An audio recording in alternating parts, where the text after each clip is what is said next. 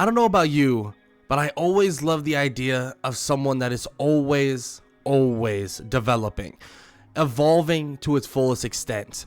And that's why I've enjoyed Blue Lock so much.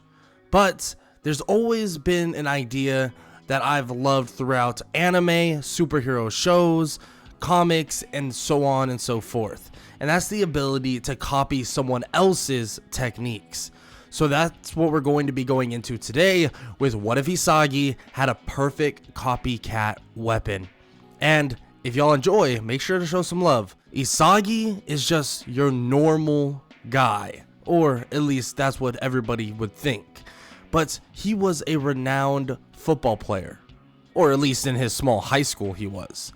His high school was actually a little bit different than most people would even realize. And in the beginning, he actually wasn't able to do anything at his high school, not football related at all. Well, that's because his school didn't actually have a football team. And for a while, he didn't really attempt to try his best to fight for that football team at all. He would just play on different clubs. He would watch football on television, and he would just mimic what other people can do. But at this point, he didn't realize how gifted he truly was, especially in terms of copying others' techniques. He didn't realize that this was such a special skill, such a special weapon. He didn't know that when he would watch the television, watch some of the best football players out there, he was actually able to mimic their abilities. But since it was kind of over television and actually his brain wasn't fully developed, I mean, you gotta realize it's kind of difficult for him to fully understand what was going on. And same thing even down the line when he was older. Yes, he had an understanding of what these football players were doing, but in terms of mimicking them, he didn't really know how to do it because he wasn't in person getting the full experience. And, well, instead of going to his club practice one day, he decides to go to an actual football game. And this one's a little smaller, more of like a indie, you could say, type of football game. It's a football game that not many people would know about, and it's really just full of ex-college players or players that were pretty good but not good enough to make the next level. And he actually watches this. He pays about a toll of about $5, and when he enters in, he begins to watch these football players play. But he does see that some of them have some pretty decent talent. Even some of them have different skills themselves and abilities themselves that make them pretty good.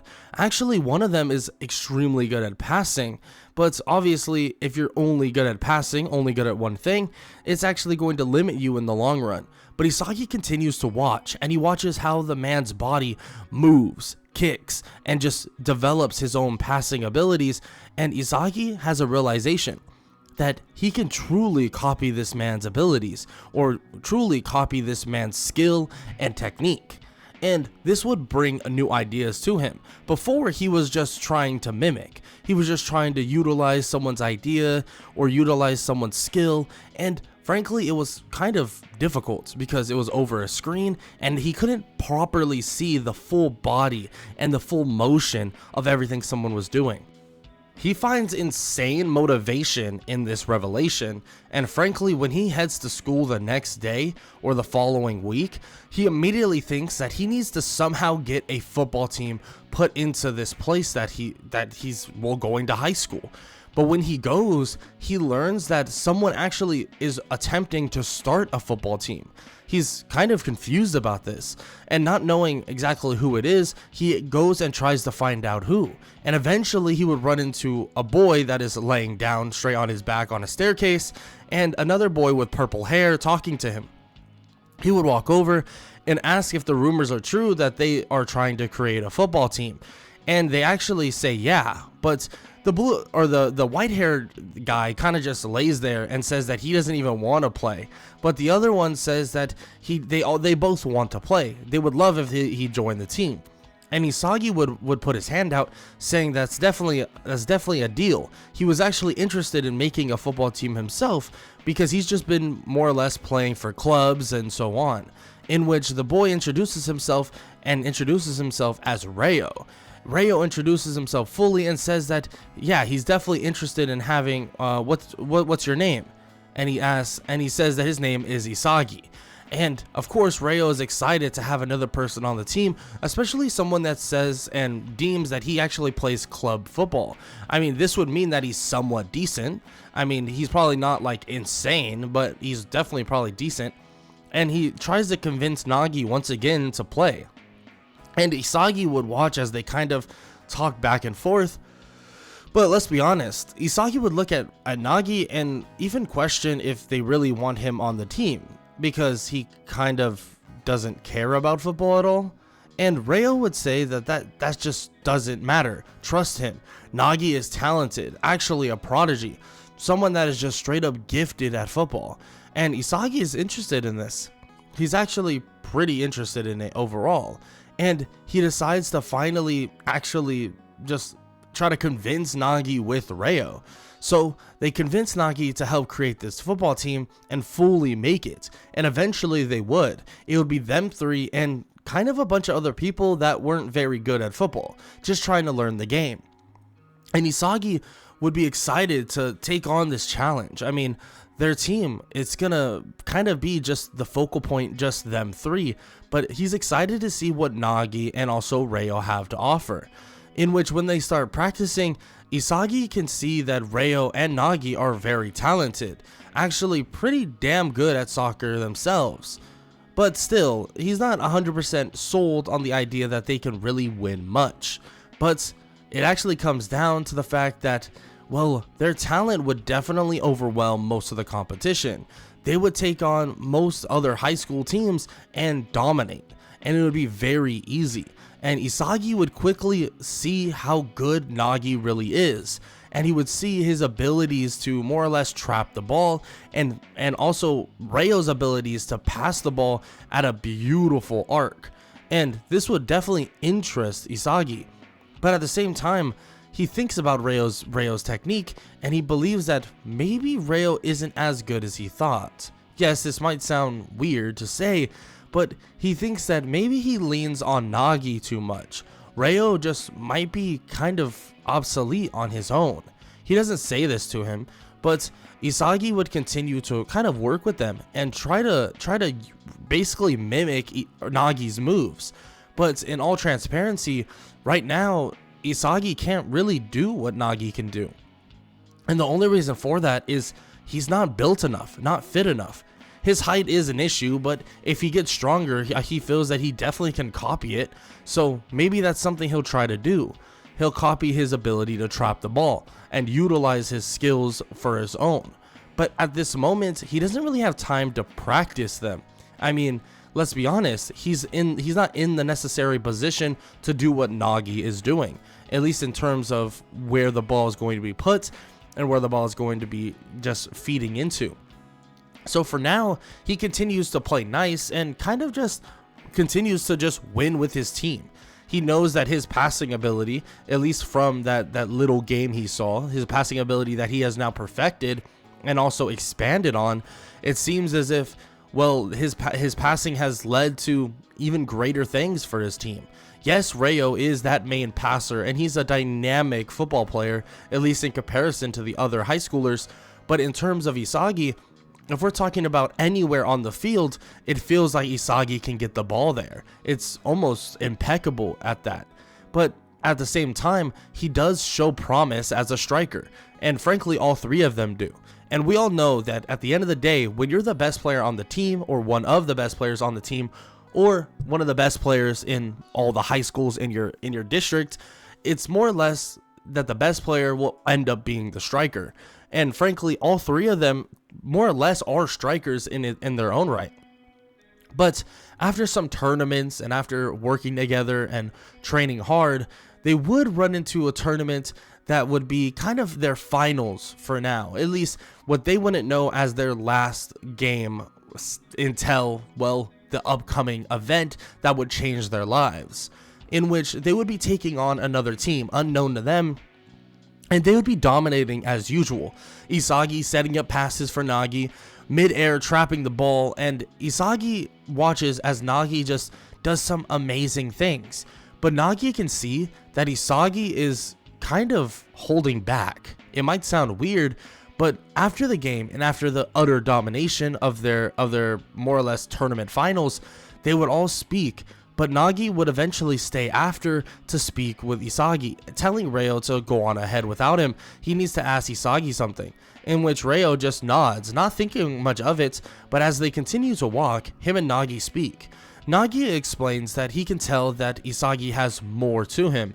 I mean, he hates to waste breath on this because he doesn't necessarily care that much about it, but he can tell that Isagi has more in store, as if he's kind of just playing nice, in which Isagi says that they've been winning. That's all that really matters at the moment, and it's high school. He doesn't need really that much motivation to go out and try to score on his own and do this or that and kind of have a massive ego, in which Nagi kind of nods and he kind of looks around and thinks that it might be fun to play with Isagi when all limiters are off. I mean, it's not like he cares that much about this game, but he does think that it might be cool to play with him if all bets are off. I mean, it's just a thought, in which Isagi watches as Nagi walks away, and Isagi thinks about that. It seems that this is the first time Nagi's actually somewhat interested. It might sound kind of weird to say that, but it's actually the truth. This might be the first time genuinely that Isagi or that Nagi is interested in something outside of just going home, laying down, sleeping, or like watching YouTube or something. But still, he doesn't think that much about it or doesn't get too deep into it, and eventually, when he would arrive back at home, he would see a letter. And frankly, he would have no idea how much this letter would change his life. That letter would be an invitation to actually going somewhere kind of unknown. It seems like it's a tournament of some sorts, maybe a training camp. He's not so sure what it is exactly, but he's excited nonetheless. So he gets ready. And heads off to where this place is. And when he arrives, he sees an auditorium of some sorts. This auditorium would be kind of interesting for Isagi. When he would arrive and walk in, he would see both Ryo and Nagi there as well, walking over toward them and asking what this is all about. And they shrug, saying that they're not so sure. And Nagi says that he would rather be at home sleeping right now. And as he looks up, or as Isagi would look up, someone would walk up to the stage. It's one Jinpachi Ego. Ego would then speak to everybody in front of him, telling them all exactly what's going to happen and what's going to go down. He tells them all that this is Blue Lock. Blue Lock is made for one thing and one thing only, and that's to create the greatest striker ever. So he says that there are tons of strikers in this room for a reason, that they're going to find out who's the best among them all. Blue Lock is going to push their abilities and see who truly is the best, and it's going to develop them to new heights that they couldn't even possibly imagine. He tells them once again that if they don't want to go into Blue Lock and they don't want to expand their greatness, well then they should lock off now. But here's the thing. If they decide to enter Blue Lock, they need to be prepared to sacrifice it all. Because at the end of the day, if you're eliminated, then you can never play for Japan's national team ever, in any time or in any imagination. And of course, everybody is stunned by this, but Isagi has a realization flush over him. This idea of evolving, getting better, getting stronger. This is all he can think about at this moment. He realizes that he was able to copy so many of people's techniques, even to an extent Nagi's, and Nagi is a prodigy. Imagine how many better strikers there are in here outside of just Nagi. Imagine if he's able to copy them. Imagine if he's able to perfectly copy anybody's abilities, techniques, and also their trump cards. Now that is something he's excited for, and that is something he can't even imagine not being able to do. Nagi would kind of be hesitant about going in, and Ryo would be as well. But when they watch Isagi walk forward without any hesitation before anybody else can, well, let's just say they have the confidence to walk forward as well. But soon they'd realize that they'd be separated from their friend, that they wouldn't actually be in the same place as Isagi. Disappointing at that, Ryo and Nagi believe that they have to take on their own challenges. Ryo's even saying that with him and Nagi, this whole thing shouldn't be a problem, so there should be nothing to worry about. Isagi though, he's on his own, and Nagi would then reassure Ryo that Isagi will be just fine without them, and frankly, it's probably better for him that he's not with them. Of course, Ryo would ask what he even means by this. I mean, how does that even make sense? And Ryo would ask, when did he ever start thinking like this? This is actually surprising for him. In which Nagi would tell him not to worry so much, that Isagi should be able to handle it, that he's better than, well, they would even imagine, and he can just tell. He knew it from the beginning, in which Ryo is just shocked to hear this. I mean, at the end of the day, Ryo doesn't normally hear Nagi talk about people like this and talk about football like this, but it's definitely something that makes him excited. It seems like Nagi is building an excitement for football, in which makes him definitely happy. But eventually Isagi would arrive in the room that he's designated, and he's deemed as Team Z. In that building he's in, you would see 11 other players, in which he would look around and he would begin meeting everybody after they're all dressed and ready to go. And he would shake everyone's hands and would be excited to just actually get to know everybody. But quickly, before anybody can say another word, the ball would drop from the sky, one ball. And it's kind of shocking. What's even going on? Jinpachi Ego would show up on the screen, and he would say that they're going to be doing something a little bit different. This is the first trial. The first trial is a game of tag, in which the person who is struck by the ball is it, and whoever is it, when the time expires, is eliminated. He says that normal rules are in effect, and it's really just one rule. In fact, it's just no handballs. So just like a normal soccer game, you can't touch the ball with your hands, only your feet. But anything else, it's fair game. He says this and immediately would put a timer for 2 minutes and 16 seconds, telling them to have at it. As well, Isagi is watching everybody kind of struggle over this. He watches as, more or less, Monk Boy has the ball, and immediately he begins targeting Isagi. Isagi would dodge and dip and dodge and move out of the way, and he would be confused for a second why he's being targeted. But then he has a realization that Monk Boy is actually the lowest tier, and he's only one rank above him. This would kind of annoy him. Really? Are you serious? What kind of football have they been watching?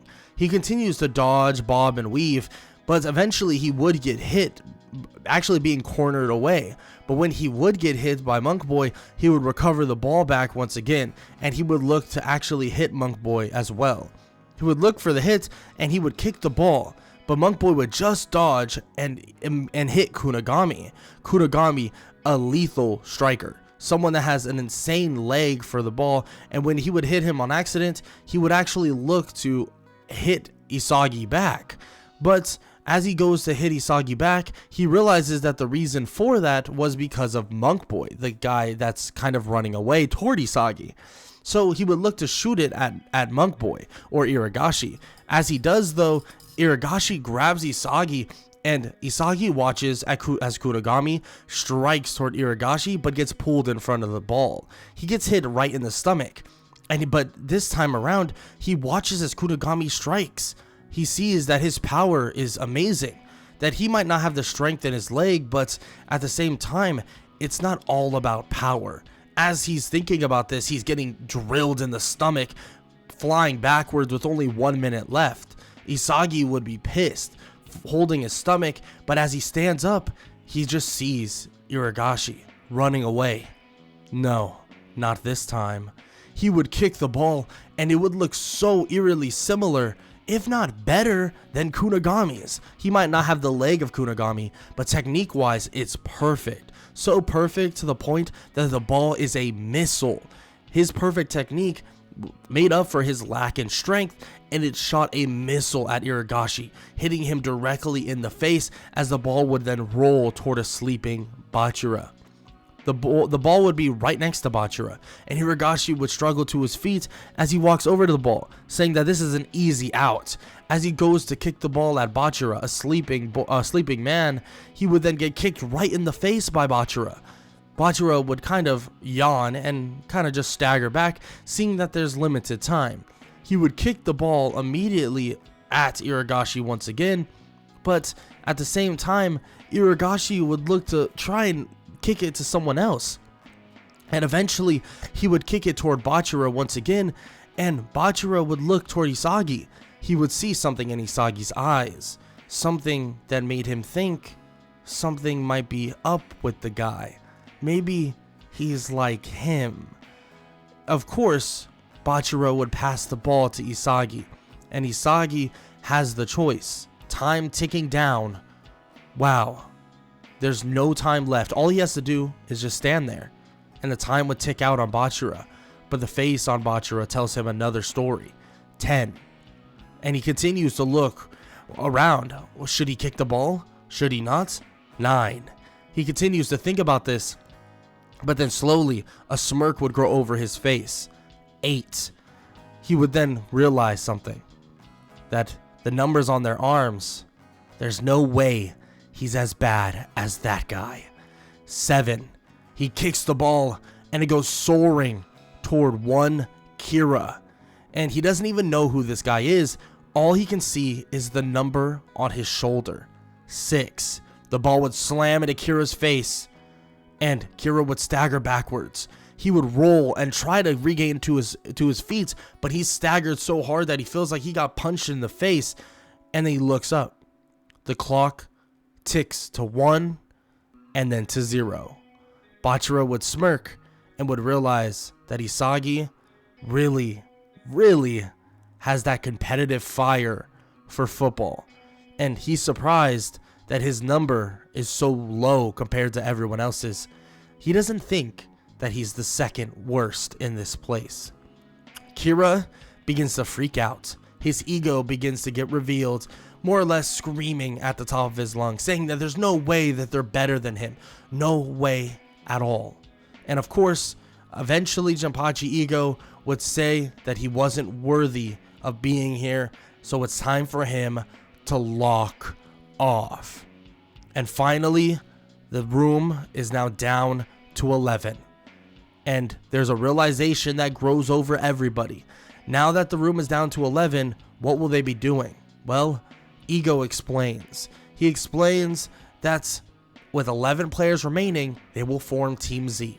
They will live together with the message that at times the players will work together, and at other times the message will be to betray each other. And afterwards, the players begin their true regimen in Blue Lock. They begin to train, eat, sleep. Train, eat, sleep. Train, eat, sleep. And Isagi even begins practicing with one Megaru Bachira. Yes, Bachira. And Bachira kind of talks about this monster that's inside of him. And Isagi is a little bit uncomfortable, asking if he's like possessed, in which he shakes his head, saying that it's not like that.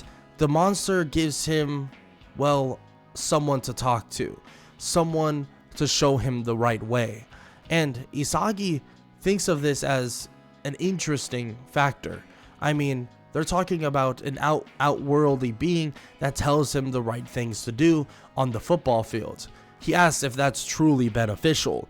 And, well, Bachira says that the monster is the only one that's ever talked to him and loved football like him. So he understands the conflict with it, but he seems to think that it's beneficial. Isagi then tells him that, well, he thinks that this monster may be beneficial and may make things easier, but what happens when, well, the monster's wrong? And, well, Bachira's confused. The monster's never wrong. And Isagi says, but what would happen if the monster would just disappear? Your truth is gone. So how would you play by yourself, Megaru Bachira? Seriously, how would you? Isagi would say this, and he would then feel this weird sensation on his back. He would then feel this odd, looming figure. He would look to his left and look to his right, and he would be confused. What the hell? What's going on? And Bachira would look at him like he's confused. What's wrong? What's going on?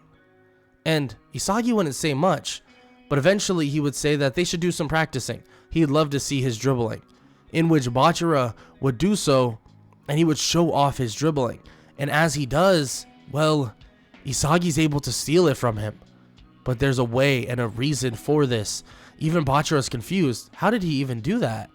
In which Isagi would look toward the ball, and it's as if there was a figure on the ball.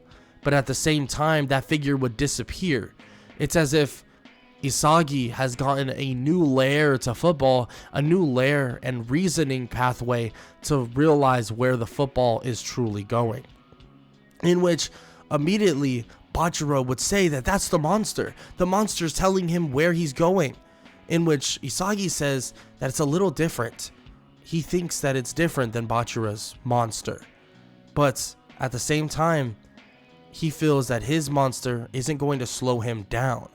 Bachira may run into that issue, in which Bachira would kind of get defensive. No, there's no way that his monster would slow him down. That's a ridiculous idea. But Isagi would shrug it off, thinking that Bachira will find his own way sooner than he would imagine. But he would tell Bachira, let's continue to work. He wants to learn more about his dribbling skills.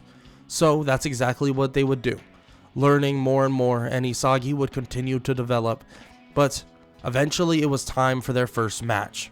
It would be Team Z versus Team X.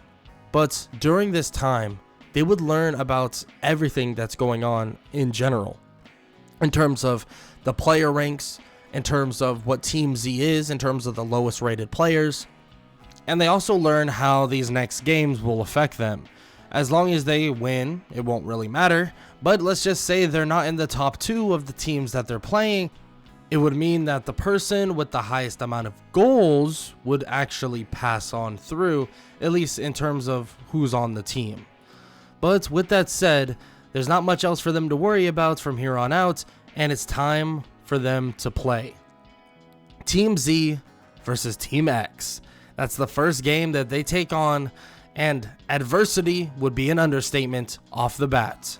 The adversity would all start with most people just kind of not listening, not understanding what they should be doing, and they're kind of just running around like headless chickens. And it's really a matter of whoever can kind of break that mold quick enough, it would actually seemingly become the winner. And off the rip, it seems as if a boy or a guy, and probably a grown man it looks like on the other team by the name of Bado, seems to break that mold. Bado would sprint past everybody, and he would look elusive for the big guy he really is, but he would immediately bolt past as many people as possible, being that getting past Isagi, getting past most people, if not everybody there, and it's obvious that the first goal will go to the other team, in which Isagi is not actually even able to recover, and Bado would score, making it 1-0. A conversation would then ensue. They would all speak about what's going on and how they should approach this. But most people would say that the way they're going to approach it is by scoring goals. And they would continue their hardships, and they would continue trying to steal and fumble over each other and so on and so forth. And it gets frustrating for Isagi. He's so used to basically playing with players that kind of listen and just go about their ways pretty easily. But this time around, no, it's the furthest thing from the truth. Isagi watches as his team continues to crumble into pieces, but there's one person he watches. One person specifically, Bado. Bado would score 2 more goals, but he would watch everything that Bado is doing. His movement, his ability to score, what distance he scores at, and he begins to think real hard about every single piece of movement. Is he using his body, his strength, and his physique to do all of these things? Or could Isagi mimic them? Isagi thinks about this, and the next time they get the ball, they might be down 3-0, but Isagi tells them to lock in now, because if they don't lock in, all of them are going to lock off. He tells them all to follow him and Bachira's lead and tells Kunigami to get ready. And Kunigami is just ready to go whenever they are, and he passes it to Bachira. Isagi passing it quickly, and then eventually would get a tap pass from Bachira. As he charges forward, everybody watches him, and he looks so eerily similar to that one guy, the guy that's been tearing them to pieces, Bado. He charges forward, and it's as if he's unstoppable. He gets by one person and gets by another, but just as he's getting by these people, everybody watches intently. His dribbling, it's amazing. It's just on another level. A loud laugh and a continuation of a laugh would be from Bachira on the other side of the field as he's sprinting, chasing Isagi, saying that he did it. Oh my god, he did it. He's copied his dribbling. As Isagi continues to burst by everybody using the dribbling from Bachira, but the movement of Bado as well, as if he's a freight train, unable to be stopped. But at the last second, Isagi makes the most beautiful pass. A pass that nobody would even expect. A pass that looked like a dribble move, but would float over the top of 3 defenders and land in the lap of Kunigami. Kunigami would strike, punting the ball as hard as possible as it would laser and spin to the top right of the goal, slamming into the net, and the score is 3-1. And as they go into halftime, a conversation would ensue, and he would tell them if they want to win this game, they need to follow his lead. They need to follow Isagi's lead. Bachira would vouch for this, Kunigami as well, but many others would disagree, saying they want to be involved, but then they say that sometimes they have to make sacrifices, at least for now. They didn't prepare enough for this. They didn't know that things would crumble and shatter so quickly, but he tells them that once they start putting the pressure on them, everything will crumble at their feet. And Isagi says that now that he knows what Bado does, he thinks he can stop it. Isagi says this with a dead face, but he points toward a couple of the people of Team Z, pointing at Raichi and pointing at Gagamaru, telling Raichi that he's gritty enough and strong enough to actually get in front of Bado. In terms of Gagamaru, he's going to be athletic enough to make a play on the ball. So he tells them and tells him to be ready. He'll see the opening. Trust him on that. They all then get ready for the next half, and as they get set and ready to go, Bado would come out at a blaze of glory, and he would be charging forward at insane speeds, like a freight train that was unable to be stopped. But this time, Isagi was ready. He goes to stop him, and let's just say, Bado tries to make a move, but Raichi's there to capitalize, and just like he said, the ball's midair, only where Gagamaru can get it, hitting the ball with his head as it rolls toward Kunigami. Kunigami looks up the field to see Bachira sprinting down it. Looking for the pass, he chips it over to Bachira. Bachira would do an in and out and then immediately cross over. Boom. One person down, immediately nutmegging another, but then nutmegging someone right after. And he would smirk. A double nutmeg.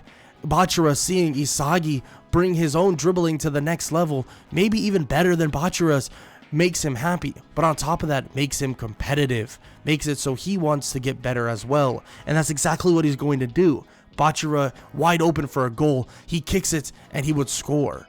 Now it's 3-2. A game that seemed out of sight now seems to be crumbling at the feet of Team X. Even Team X is panicking, not understanding how this is happening, and everybody on their team begins to fight. And just as Isagi said, now they crumble.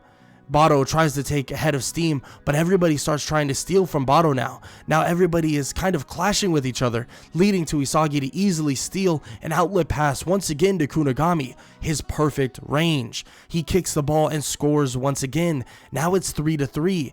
Everybody on their team, on Team X, begins to panic. What are they supposed to do? I mean, how are they supposed to do anything? They can't. Bado's not able to score, and he refuses to pass. It's as if he thinks he's some sort of superhero, as he thinks he's some sort of, well, best player in the world, that he doesn't have to listen to anybody, that he doesn't have to do anything anybody else wants him to do. In which that's exactly what Bato thinks. Bato doesn't care. He thinks that he's the best, he's the main character, and that the ball will always go through him. And this will crumble at his feet. Isagi would steal the ball once again from Bato. At this point, his perfect copy weapon has seen Bato's moves so many times over and over again that he not only can do it himself, but at the same time, he can defend it himself. Stealing the ball from him, he would then bolt through the entirety of the defense using, obviously, Bachira's movement and dribbling skills. But then once he enters a certain range, let's just say nobody expects him to be able to shoot from it, but he then shoots from Kunigami's range. But with the same intent and just absolute villainy of Bato, kicking the ball as he scores. Kunigami stands there with a smirk on his face. It seems like this guy has an amazing weapon, a weapon that allows him to copy everybody on the field. Isagi walks back and his team is now up 4-3, and it seems like Team X is falling apart and there's nobody Bato can feed off of. So after a couple more goals for Team Z, leading to a 6-3 win against Team X would fall apart, and Isagi would be seen as kind of like a messiah for football. Everyone is celebrating, at least Team Z is. Everybody sits down, eats some amazing food, but they think that there's no time to waste. So they begin speaking about what is to come next, in terms of what they should do and what they should build. In terms of teamwork wise, they believe that they should try and set other people up and also set up a proper team. They hate to say it, but that's what's going to have to happen. They can't just play how they played against Team X and hope for a team to crumble, because next time they play, they can assume that there's no way that happens again. And frankly, that would be a good assumption. There's no way that would occur just the way it did last time as well. So Isagi begins to speak to everybody, asking that they all speak about their weapons, what they are capable of. And Kunigami would immediately say that, well, Isagi's obviously has a copycat weapon. I mean, it's been apparent since the day they came here.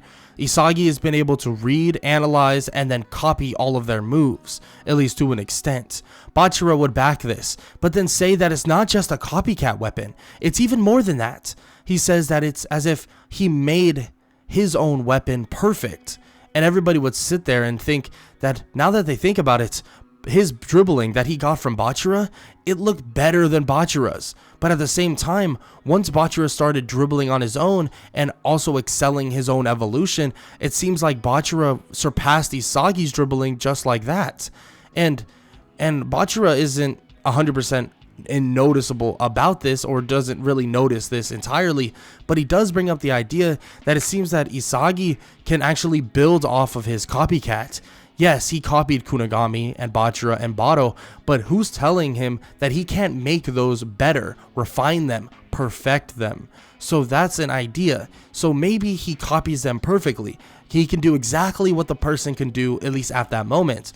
But Isagi can evolve with that skill as well, just like they can. And Isagi nods, saying that he hasn't really tested it out nowhere near as much as he has in Blue Lock so far. But he's been able to do this all his life. He's been able to copy people and more or less utilize their own abilities and skills against them. And he's been kind of in that same boat for a while. And he even brings up the fact that he's played with some talented players before this, some that are actually here already. He explains this and he says that he has more up his sleeve. But at the same time, they should set up a scheme. They should set up a way of more or less figuring everything out and defeating everyone in front of them. And this all comes in agreement. They will do a rotation. Maybe they'll switch in and out.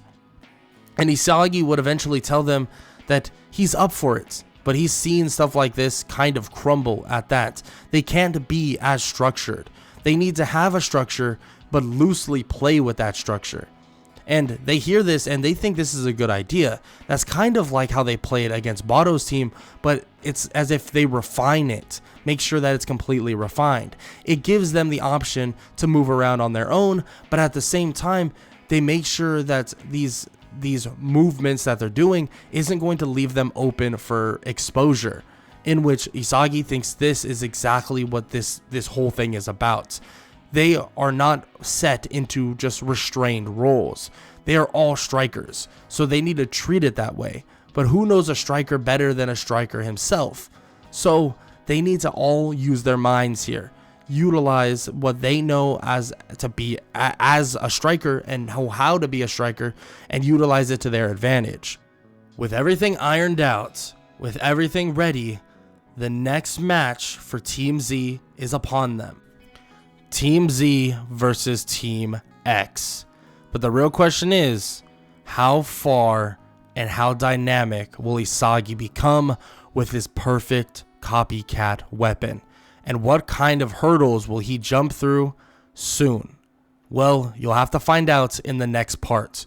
The game is finally upon us. It's Team Z versus Team Y. And when taking them on, there's a lot to deal with, or at least to an extent. Nico is the one that seems to facilitate everything, and it looks like Okawa is going to be the breaker. It seems like he's going to be the one to really and truly initiate downfield, scores and downfield goals. Isagi would kind of start at a kind of neutral point. He would stay toward the middle of the field and await seeing exactly what they're going to do. But as he sees all of this occurring, he begins to see various things unfold. And quickly, he would see different things happening for a reason. It seems like they're trying to set something up. And he begins to blitz toward different people, and as he does, it begins to get passed along a certain direction and a certain way. It seems like there are little patterns to what they're trying to do during their little keep away match. While they're doing this though, a quick pass would be launched to Nico, and when it's launched to Nico, Okawa would break from the line, and he would go sprinting down the sideline. Isagi would call him out almost immediately, saying that he's running down the sideline, someone get him, as the ball would be passed from Nico to Okawa.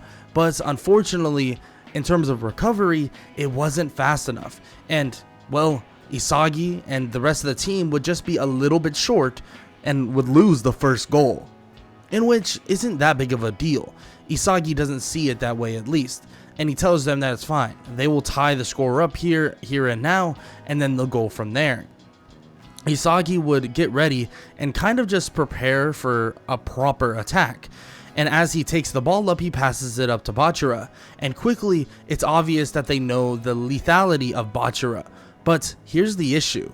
They think 3-on-1 trapping Bachira is going to be fully proof. They think that it's easy for him. But Bachira has evolved. Bachira has gone far past what his normal dribbling would be, and now he's on a different level. So a 3v1 trap, he breaks it. Not easily, but he breaks it. And he blitzes through them.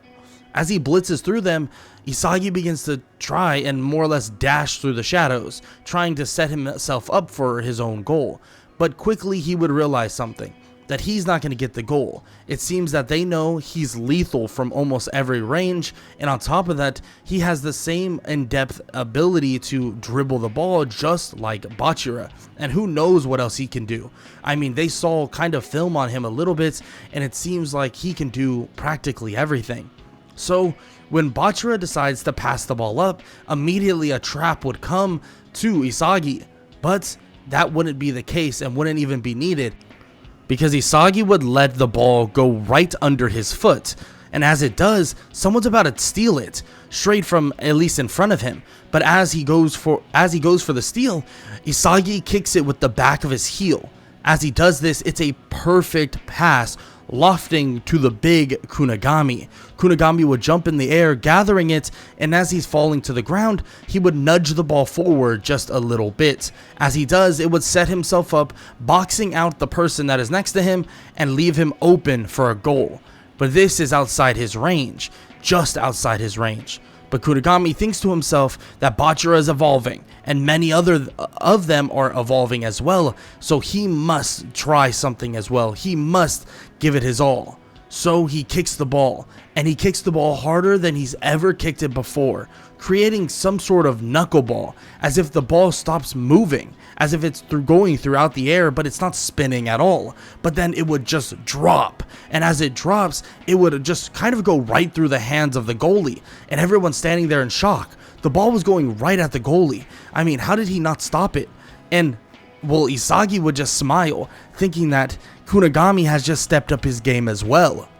And that would be 100% true. He has. He stepped up his game, and that's exactly what needed to be done. But now here's the dilemma for Team Y. They believe that maybe it's a better choice, at least for them personally, to actually just take the draw. Maybe they can pass the ball around and take this draw, because at the end of the day, they know how dynamic Team Z is at this moment, but if they play keep away and actually lead it to a draw, they might be able to have a sort of advantage in the future.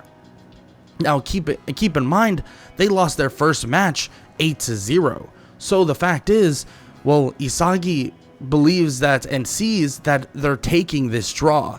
And Bachira, and he even tells Bachira this. He tells everybody to make sure to be on their quickest abilities and also be on a whim to react as quick as possible. Because at the end of the day, if they do see an opening, he doesn't doubt that they'll go for it. And of course, Nico would be waiting for his opening so he can strike down the field to Okawa once again so they can score another goal. But for most of the first half, it's just a keep away match. But they're wondering, why is Isagi just allowing them to do this? I mean, it seems like he's playing so defensive. Is he allowing them to take a draw? But during halftime, Isagi says and tells all of them that they're going to start lighting up the scoreboard now. And everyone's confused. And he says that he knows the exact patterns that they're currently doing now. And everyone is kind of shocked by this. I mean, they knew he could copy people and copy abilities or skills and stuff like that, and obviously weapons, but they didn't know he could copy patterns like this and actually understand them. And he says that there's nothing that his eyes will miss because he can see everything. And just as he says this, everybody would be excited. This idea that Isagi is developing in such a way ramps all of them up so that they want to develop in a fast way as well. And that's exactly what they'll do. They want to all develop. So Isagi tells them that in terms of defensive standing, he wants Raichi to get real aggressive. And Raichi asks if wouldn't that give up some like crazy ground, but he tells Raichi to use his instincts, use his abilities to move around and be gritty and just cancel out anything he possibly can, because once he does, everything gets smaller. The entire field gets smaller. Use his mind as well as his brute strength and as well as his relentless aggression. And Raichi smirks at this and says that he better be repaid with a goal, and Isagi would nod toward him, saying that he trusts him, he will, because once he sees the opening, he needs to break for the goal. And Raichi would smirk at this and he would take the deal. Isagi would line back up, and well, Nico and Okawa would try and look for their little trickery and try to get the ball down the field once again. But this time around, Raichi would act as if he's going in a blaze of glory, charging toward two of the people that are there, trying to trap them in. But just as they think this is their opening, it seems that Isagi's already there covering their blind spots, and on top of that, covering all of the weaknesses. Okawa tries to break, but it seems like Nico is completely covered up, and one bad pass would lead to a steal from Isagi. Isagi would stretch his leg out, and it's as if he's jumping mid-air, and his flexibility has been, well, increased. And let's just say, he's actually mimicking someone on their team.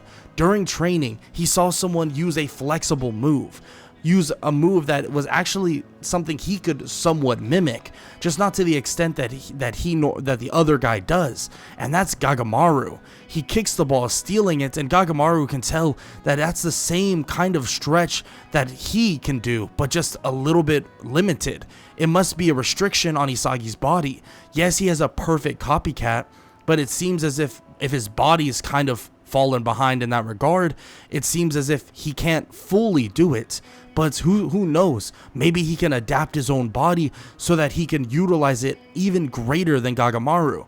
But still, he steals the ball and then tracks it down. And as he does, he would pop the ball toward the middle of the field, and one person would be waiting in a perfect spot. Raichi.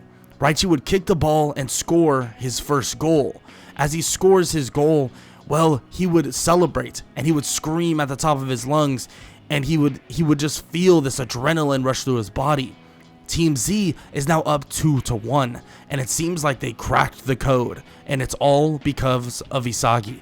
And it's really all because of his ability to just read the field over a long period of time. And after a while, if someone does the same thing over and over again, they become so predictable that Isagi can see it happen before it happens in real time. And this is amazing for everybody. This would set up goals or more goals for Bachira, Kunigami, for Isagi himself, for Gagamaru now a little bit later in the game, and more people ready to go. And frankly, it's too easy. And Isagi continues to develop over time more and more and more. And let's just say, the vision of Nico will definitely come in handy, especially after Isagi fully understands it.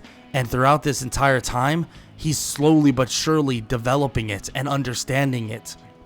His eyes may be able to see and mimic the field, but now that he has Nico's eyes, let's just say he'll see even more than you could possibly imagine. Nico is an amazing passer because of his eyes. Amazing passer because of what he can see on the field and what he can perceive. But now that Isagi has it, and now he's gaining more and more from these people, his passing ability was already off the charts, but now his vision has been ramped up to an 11. And with the win under their belts, and winning against Team Y convincingly about 6-1, let's just say that the future is extremely bright. Up 2 wins, they're almost, or more or less practically safe in the regard of how many times they need to win. But they want to make sure that they fully get through, and 3 wins would automatically guarantee them a path into the next selection. So that's all they can think about, the 3rd win. And they begin to scheme, talk about what they should be doing, and they even go over some film. They speak about how that they were so one-dimensional, and it seems like this next team might be very similar, but the only issue is the chemistry between both of the brothers. He says that the chemistry between them is going to be a massive issue. Just watch what they're doing. And they ask Isagi if he could just continue to read them throughout the game and eventually make it so that they're null and void. And he does say that he can, but the issue with that is if they decide to have too many things for him to read, then they can fall behind and not be able to catch up in time. But let's say that he's able to read everything, they still may fall behind before he's able to secure everything within his mind. And they think that he might be underestimating himself, in which Isagi might be doing so. But at the same time, they need to be able to aggress. They need to be able to actually form proper offensive maneuvers so that it won't matter if they get into a shootout with them. The brothers will eventually peter out, and Raichi would step up and say that he agrees, that he's going to shut down those wannabe football players, and they can watch from the sidelines as he does it by himself. And everyone is shocked to hear this. It seems that Raichi's ego seems to be kind of creeping out. Isagi likes the confidence, saying that if Raichi can read the field defensively, then allow himself or Isagi to read it offensively, this game will go smoothly. And eventually, they would continue speaking and talking about plans and so on and so forth. And eventually, Chuguri would speak up and would begin talking to everybody, telling them that the people on that team, that he played with them before, and he has some insight on how they play. And he then tells them that his weapon, well, it's kind of a little different now. And they're confused by hearing this, and he says that his weapon is speed. And they're all shocked to hear this. I mean, they haven't seen him run. He hasn't really done much so far. And Isagi says that he needs to see him run. I mean, imagine if he can mimic Chiguri's speed. And Chiguri kind of just doesn't know if this is even possible, and says that he doesn't even know if it's possible on both ends. He doesn't know if his body can really react and be as fast as Chiguri. And on top of that, he doesn't know if, well, he could even run. At least not to the extent that he used to. And in hearing this, everyone has a realization that Chiguri tore his ACL and he destroyed his knee at one point. So this would be put fear in him and many others if they were to be in that situation. So, I mean, they get it. They say that if he feels the need to run and to not give up on his dream, then that's up to him. But he needs to take that step forward without anybody pushing him, without anybody saying anything. And, well, hopefully he finds his want to still be here, because Blue Lock is a place for some of the most elite strikers. And they know that if his ability or his weapon is blazing speed, then this is a place for a striker like him. Soon, the game between Team Z and Team W would begin. This game would be an interesting one, an emotional one, and a mental warfare. And that's more involved because of the one and only Wanama twins. The Wanama twins might not be the smartest in the bunch, but the Wanama twins have insane coordination and insane and dynamic movement up and down the field. So when they get the ball off the rip, they immediately, as a duo, are able to strike through. And just as they do this, it seems like Isagi tries to read the field, trying to cut off one of the Wanama twins, but soon he would realize that their coordination may be a little bit too much for him to read at this moment, at least in this precise moment. Soon he would start seeing the field in another way, but it would take a couple goals from the Wanama twins for him to realize anything. One goal would ensue, and Raichi would say that all he's doing is downloading. Isagi has said it before, it takes time. It takes time. Isagi nods, and he says that if they're ready to score, let's go on and do it. Bachiro would pass Isagi the ball, and Isagi would cut through their defense, immediately trying to absorb any of the defenders and suck them in. As he sucks them in, he makes a beautiful pass to Bachira.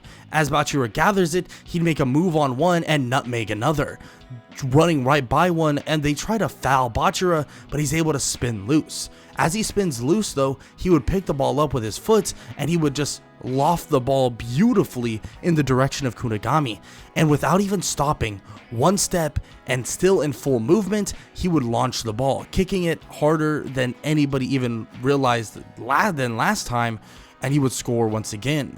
It's as if he's some sort of superhero. It's kind of awesome.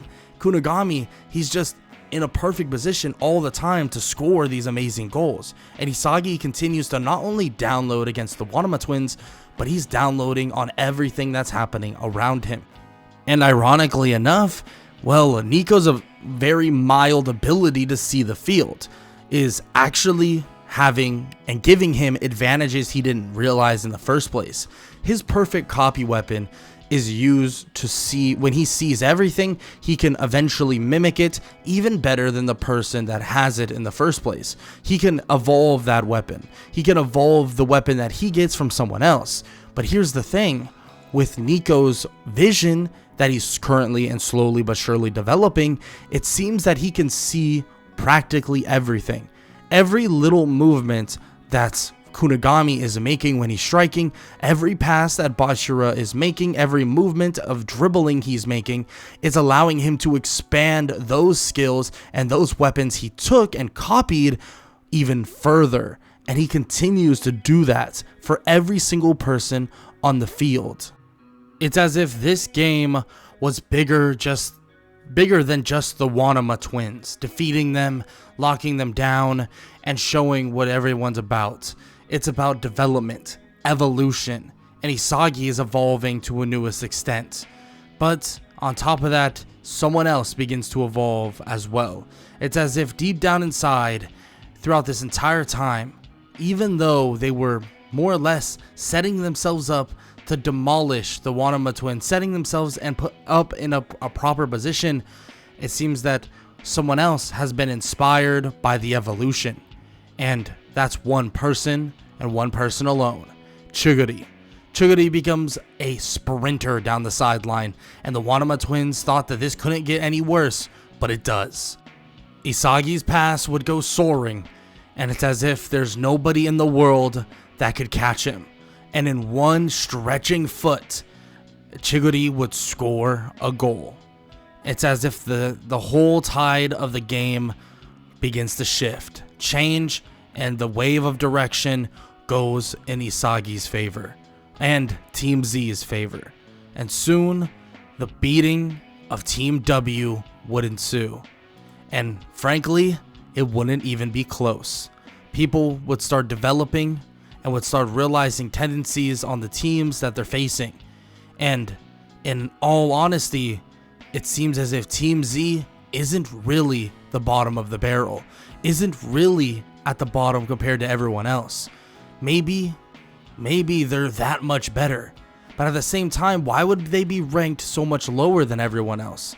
And on top of that, well, let's go into the idea that, well, why is everyone else's team so one-track minded? Why is it just dominated by a couple players? And that might be because maybe they're not as talented. But on the flip side, it could also be that flat out, they just don't know how to coordinate properly. And it's easier for them to allow these high flyers, these high volume shooters, and these amazing strikers that are on their team to take over and take the reins. But this isn't the problem for Team Z. Team Z knows their role, but at the same time knows how to expand on it further than most people would even imagine. So, it would all end in Team W's defeat. Team Z would defeat Team W in a very, very easy fashion, and they pick up their third win, putting them in a position to where it's kind of already a guarantee they're going to be moving on into the next selection. They would celebrate as a team, and everybody would be extremely excited. But there's one person that is not satisfied just yet. That's Isagi. He's not satisfied with what has happened so far, and all he can think about is getting better. Yes, of course they dominated Team W after eventually figuring everything out, but now all he wants to do is get better. And all everybody even knows is Isagi is out working, and working harder than ever. They would all go out, and Team Z would see him after they would have their little dinner, and they would see as Isagi was doing sprints down the field. But the way he's running is different than most people would even think. And Chuguri would even come out there and he would have a realization. It's as if he's running like him. He's not as fast, but at the same time, it seems like the running style he's running in seems to be like Chuguri's running style. Far faster than what he normally is. Of course, maybe this will make him an off-ball threat. A threat off the ball way more than Chuguri would ever be in a scenario. Isagi is copying his running style, making it so that he's running a lot faster, but at the same time, he can't reach the top speed that Chuguri is.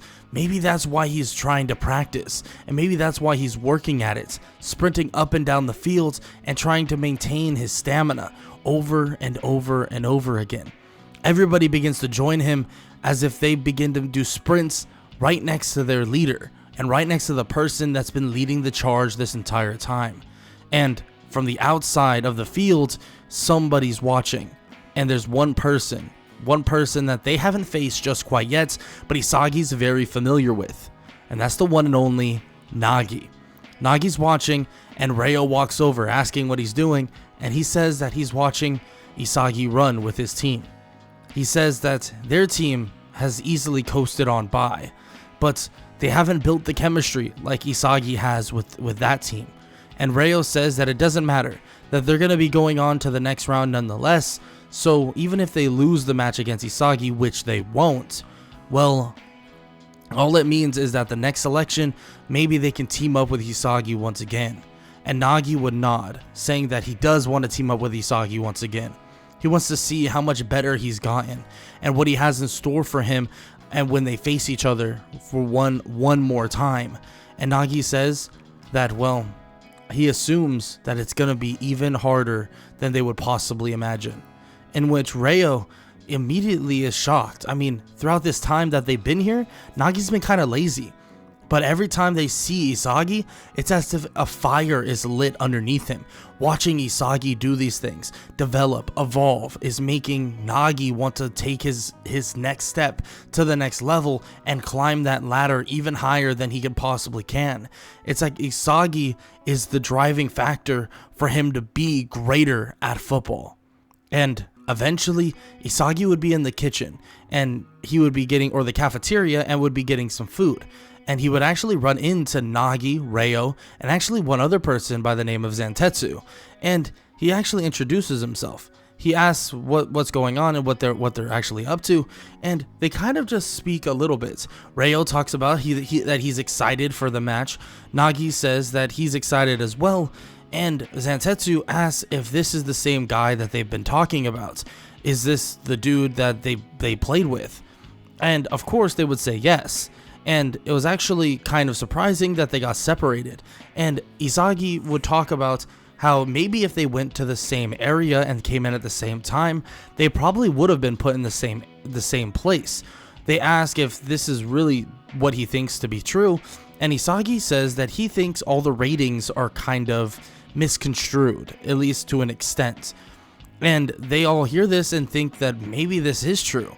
Maybe the ratings are a little bit misconstrued and wrapped around, because from what they've heard, Isagi's not necessarily a super high rating, but he's been dynamic like crazy, dominating in every fashion of football. At least that's what they've heard, and through the small amount of film they've seen, that's what they saw. Nagi says that he's excited to face his friend once again, and Ryo would say he's excited as well. Isagi tells Nagi that he hopes that he developed his skills a little bit more, because just like the practices, he's not the same player he was back when they used to practice against each other. And same for Ryo. If they didn't evolve, well, let's just say that Isagi is far beyond what they're capable of. Nagi would be excited about this and immediately would stand up, not being as sleepy and groggy as he normally is, and he would basically tell Isagi that he's going to make sure to win. That he's going to beat Isagi, and he's going to make sure to do so. And then after he beats him, they'll be hoping to join the same team again, and that he'll be hoping to be able to work with Nagi and Ryo once again. In which Isagi would smile at this and says that it's good to see that he has a competitive drive. I mean, that was something he was lacking for a while. Isagi would walk away and tell them that he wishes them good luck, because it should be a fun game tomorrow.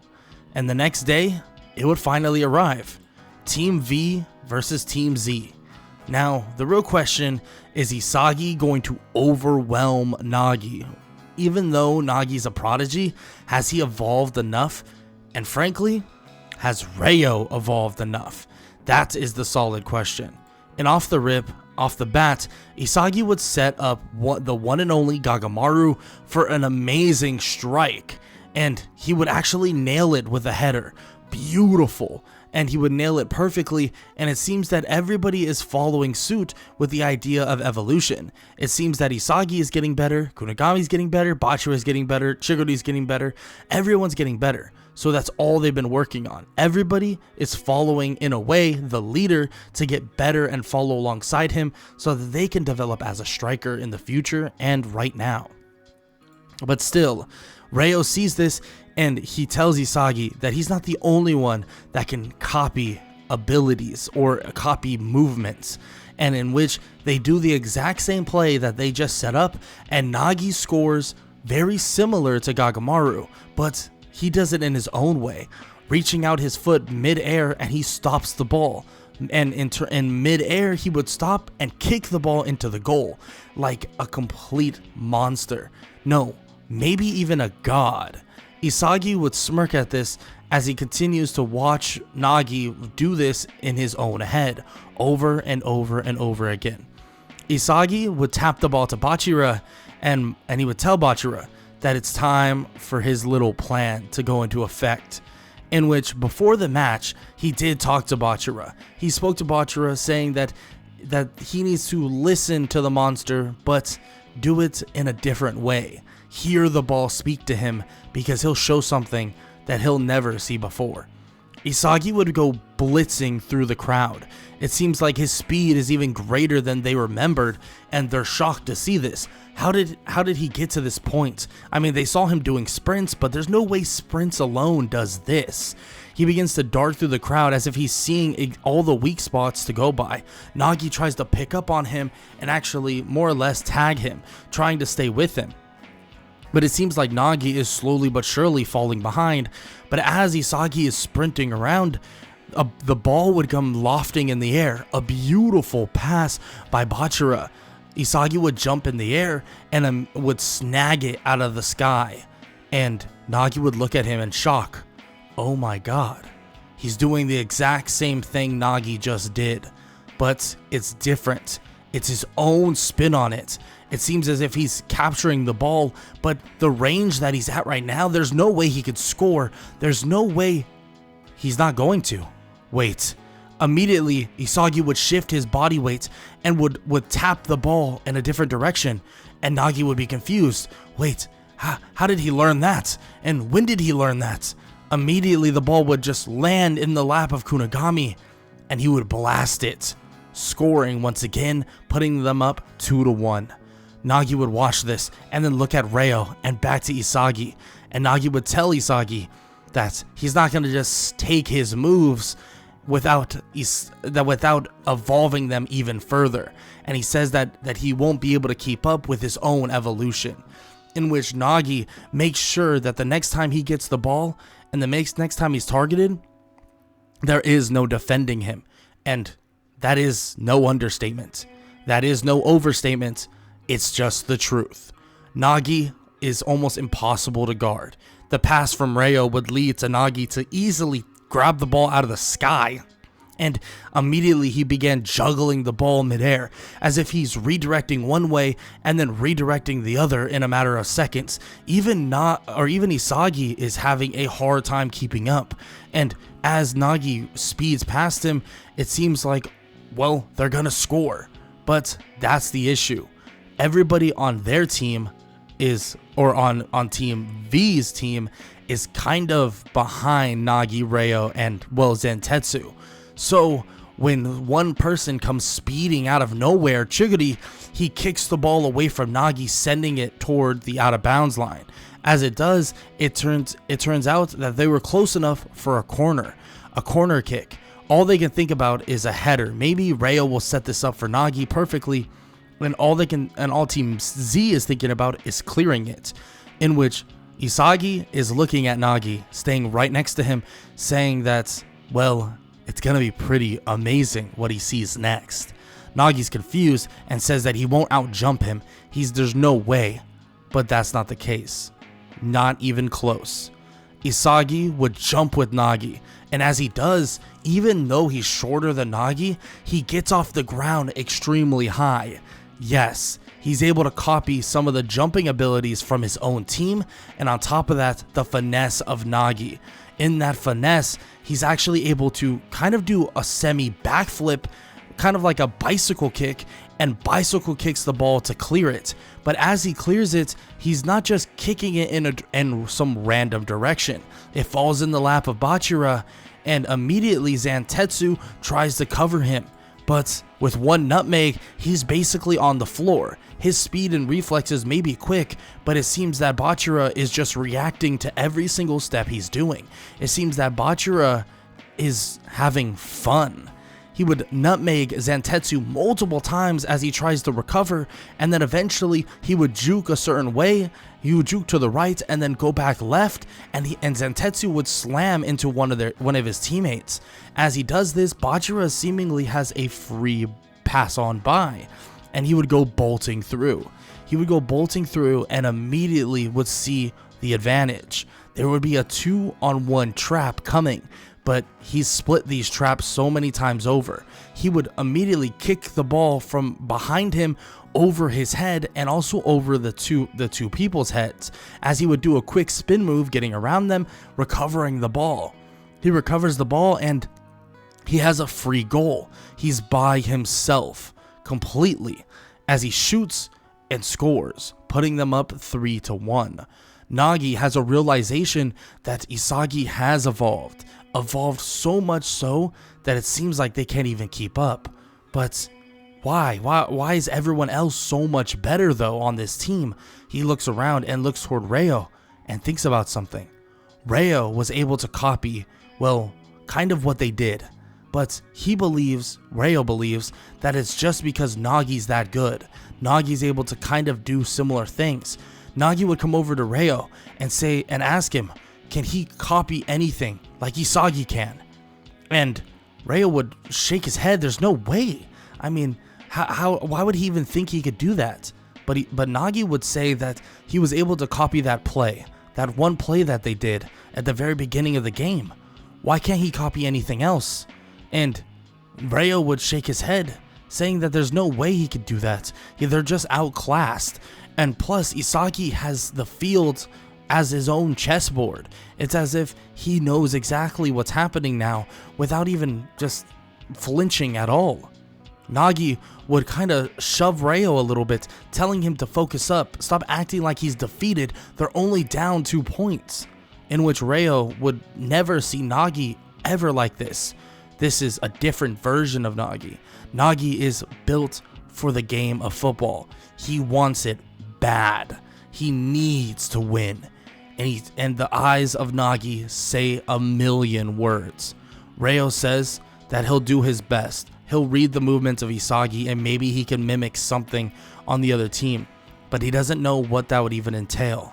But then he begins to think, maybe there's something that he can mimic from Isagi. Maybe there's something that he can mimic from Nagi or Zantetsu.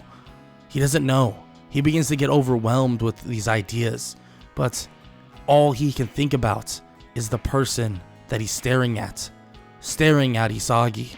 This wall, a wall to jump over, no, a wall to climb over. But it's almost impossible.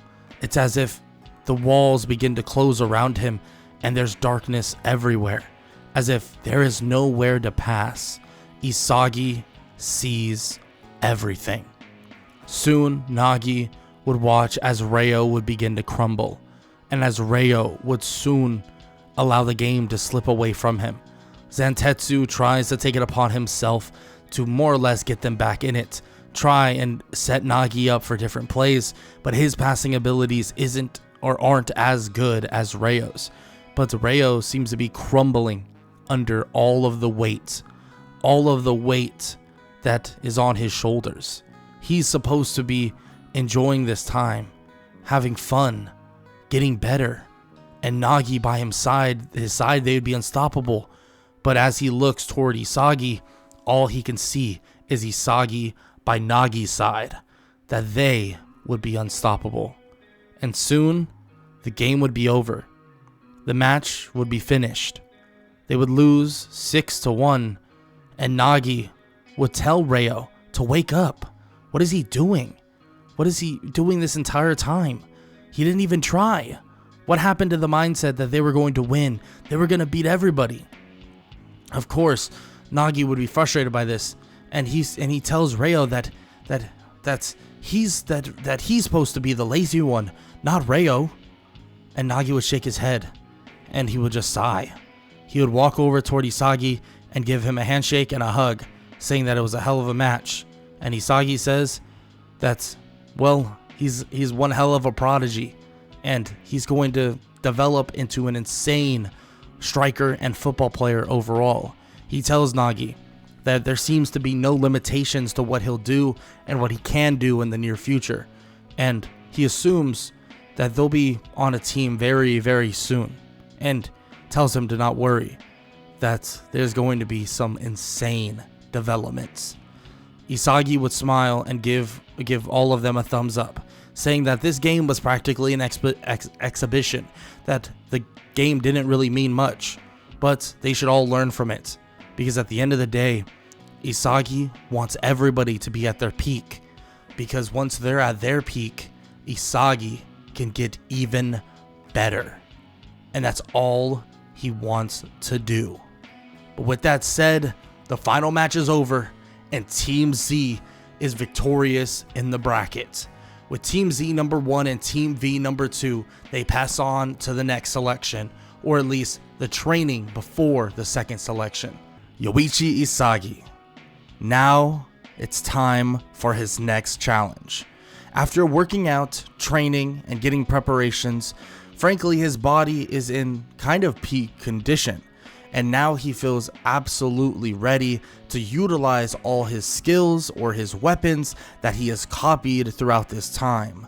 From someone like Nagi, the prodigy, and his crazy ball control, to someone like Kunigami, being able to strike and shoot from crazy distances.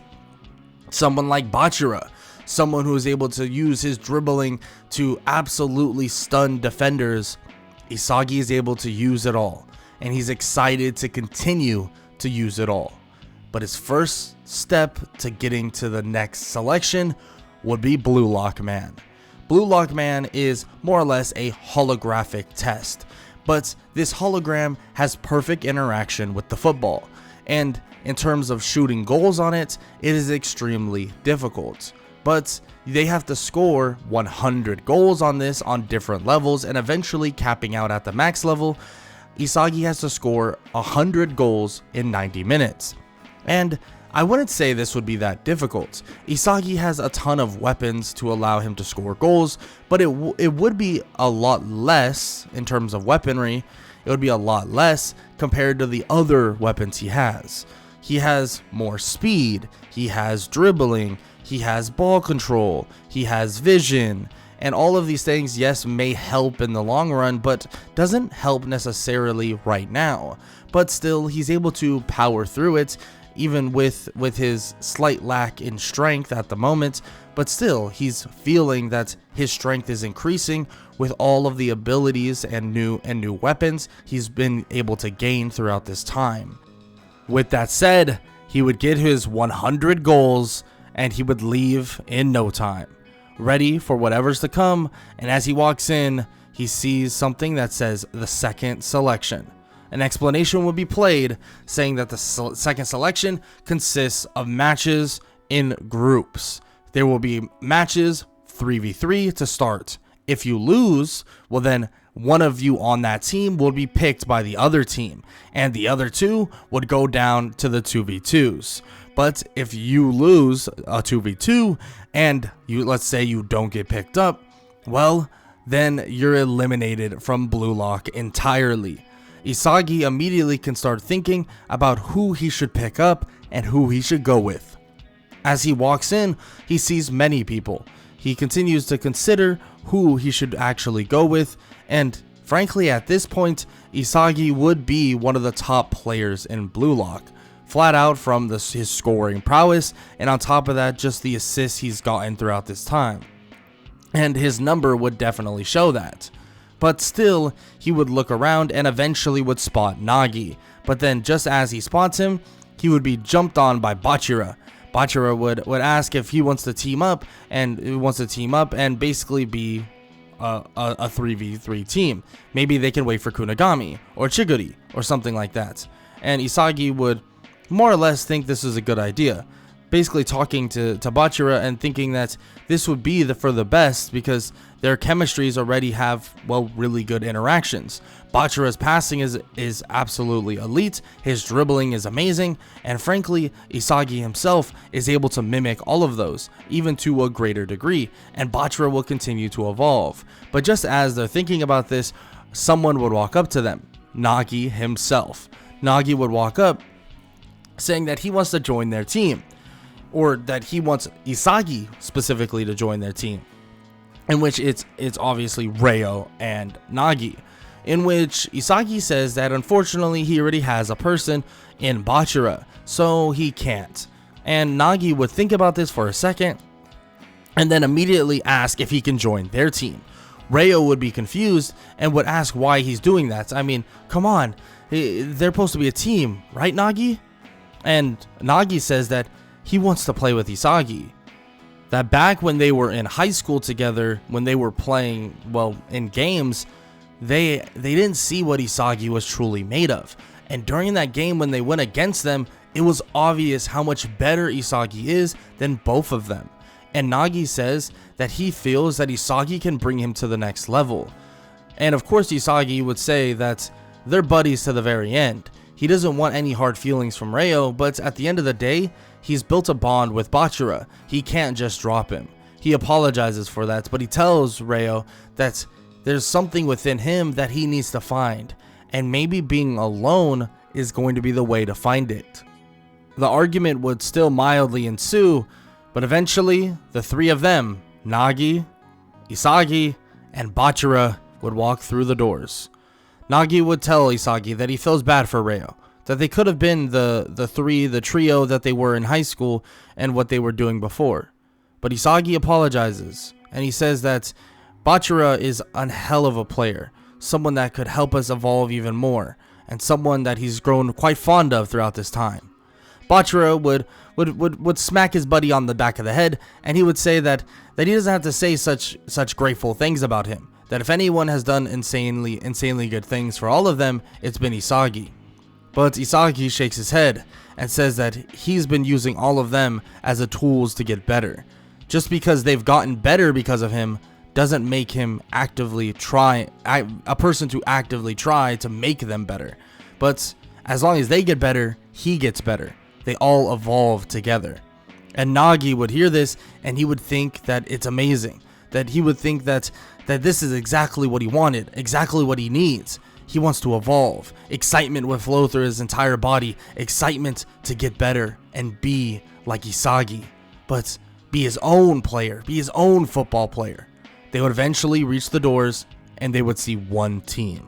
And that team, well, would be some of the top players in Blue Lock. And of course, this would be a conversation. Would they want to just, well, wait for some other teams to come? I mean, they could just wait and they would probably get an easier matchup.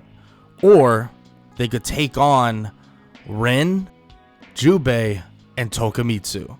And flat out, Isagi says that if Nagi wants to evolve, taking on the best is where they all need to be.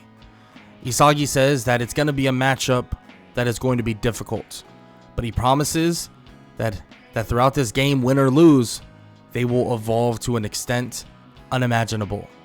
They would approach their team and Rin would coldly look at Isagi, but as he looks at him, he would see the number on his shoulder, and he would see that maybe this guy is going to be somewhat of a challenge, but at the same time, he's going to just be a spectator on his journey to being the best. Isagi likes the grit in Rin's eyes. There's something behind those eyes that he wants to know. Something behind his mind itself. Isagi says that he challenges them to their first match. And of course, Rin would accept. They would arrive on the field, and it would be a smaller field to compensate for the fact that it's 3v3. And immediately, when Isagi would get the ball first, he would show off exactly what he's capable of. He would be dribbling just like how Bachira would be, but let's be honest, not as creative, but it's still almost unstoppable. He would immediately bolt by Rin, and this would be the first time he's seen someone dribble like this, but he doesn't even realize that someone else on their team can dribble like this as well. Rin would try to keep up, and he would to an extent, but Isagi would begin to pull away, and he would be shocked. How is he running so fast? Wait, no, it's as if his strides are changing. And Rin would see this and would try to adjust. Well, if his strides are like that, well then he'll cut him off in a different direction, and he'll cut him off in a different way. But soon, Isagi would look him off and pass it toward Bachira. Bachira easily scoring, getting past his defender in Tokumitsu, and the first goal would go to them. Rin would see all of this happening, and he would tell Isagi that he'll soon lose the upper hand. He might think he has it now, but he won't forever. But as he lines up and everyone lines up, it seems that Rin is getting ready to shoot a goal off of the kickoff. And as he goes for this, out of nowhere, Isagi would go jumping to the air. As Rin would see this, he would kick the ball, but it would hit Isagi directly in the head, and he would pin it back toward Nagi. Rin would be shocked. How did he know that he was going to do that? But Isagi, his movement while he's on offense, it's not like that. It's not. He has a realization. Maybe Isagi can see the field as well, but in a different way. And that's exactly what it is. Even Isagi doesn't realize it at this moment. In terms of defensively, he can see things very similar to Rin, but just more on the defensive side of the ball. Rin would need to have this realization in his brain, but soon he would see that Nagi has the ball, and it seems as if he's making his way down the field relatively easily. Isagi would begin cutting across the field at insane speeds, as if he's mimicking quickness from someone he's seen. Eventually, he would receive the ball, but instead of gathering it himself, he would let it roll. It would roll straight to Bachira, and, well, Rin would read this, immediately going to Bachira to stop him, but quickly Bachira would do a tap pass right back to Isagi, and Rin would be confused. Is he being overwhelmed? No, this is ridiculous. But Isagi would score, and it would be 2-0. A smirk would grow over his face, and, well, this smirk would never fade away. A seriousness, but at the same time, a smile that would more or less be intimidating. He's excited, he's evolving, and all he's seeing is more people to copy. He sees the playstyle of Junpei, and quickly he would realize it because Rin would utilize his height and jumping abilities to try and take some sort of advantage. And eventually he would see the perks of Tokumitsu, the strength, the quickness, and the reaction time that he has. It seems as if Tokumitsu is able to just recover on everything. So it's kind of intimidating in a way. It's a broad range of what they can do, but at the same time, Atoshi Rin is like a puppet master. He's controlling the field, and quickly and eventually, once he starts getting everyone involved, it becomes an issue for Isagi to stop, and his smirk would never go away. They would then be up 2-1 after a score from Junpei, and Rin would immediately comment, why is Isagi still smirking? They're only up 1, and it's obvious that his defensive abilities are falling behind slowly but surely as more people are getting involved. But Isagi says that the more goals they score, the greater he sees, and the more things for him to devour. And Rin would be put back by this. What the hell is wrong with this guy? But Nagi would look toward Rin as well, and it's as if his eyes are sparking, as if the prodigy is having just his fun amped to 11, and a revolution in his skills is on the verge of a break. Isagi would gain the ball one more time, and he would immediately begin to move it toward Nagi's side. Nagi would be covered by a taller and lengthier and someone that jumps higher than him, but his ball control and body blockout may be the advantage they need. A chip toward Nagi. Nagi would immediately jump in the air, jumping with Junpei, but this time around, he's almost on the same level. He would gather the ball, and Junpei would try to recover, but it's not that simple. Nagi would immediately chip it toward a direction that he's able to recover it himself, and Rin would read the situation, trying to block Nagi from doing anything. But as Nagi is basically running down the field, he looks for a pass. He would basically connect with the ball on his foot, but as he connects with the ball on his foot to make a pass, he actually controls the ball, baiting Rin into jumping the pass, and the ball doesn't even move. He made a pass look like a fake, even though he swung his leg as hard as he could. But when he swung his leg as hard as he could, he gathered it with the tip of his toe, and immediately he would go right back into dribbling the ball up the field, passing by Rin, and eventually scoring a goal himself. Now they're up 3-1. Nagi would smirk as Isagi would still be smiling as he looks toward Nagi, knowing that he's already evolved faster than anyone could have possibly imagined. The next goal would be Rin looking to expose any weaknesses he can possibly find. But quickly, he would realize the advantages they had before don't exist anymore. It's as if the competition that they brought to Isagi's doorstep is counterintuitive for their victory. And it's obvious, Rin has to be more unpredictable. They have to wait. He has a realization. Tokumitsu in strength, they haven't realized that. The strength and speed that he has, he might be able to take it on his own. Rin would kind of antagonize Tokumitsu, saying that he does nothing and he hasn't done anything, eventually passing it to him, and he would blitz by Bachira, muscling his way through. Isagi would think that this must be their plan. Muscle, and it's obvious. They tried to use that with Junpei in terms of height and length and jumping ability. So they're trying to expose certain weaknesses. Isagi would recover, and as he recovers toward Tokumitsu, he would try to steal the ball. But Tokumitsu would, in his unorthodox way, would get by Isagi. He would be confused. He hasn't ever really dealt with someone that's as small as him, but kind of like a little wrecking ball. Nagi would come sliding in though, as the ball would be mid-air for a goal, and Nagi would try to tip it. And he does get a foot on it, but it still goes in, making the score 3-2.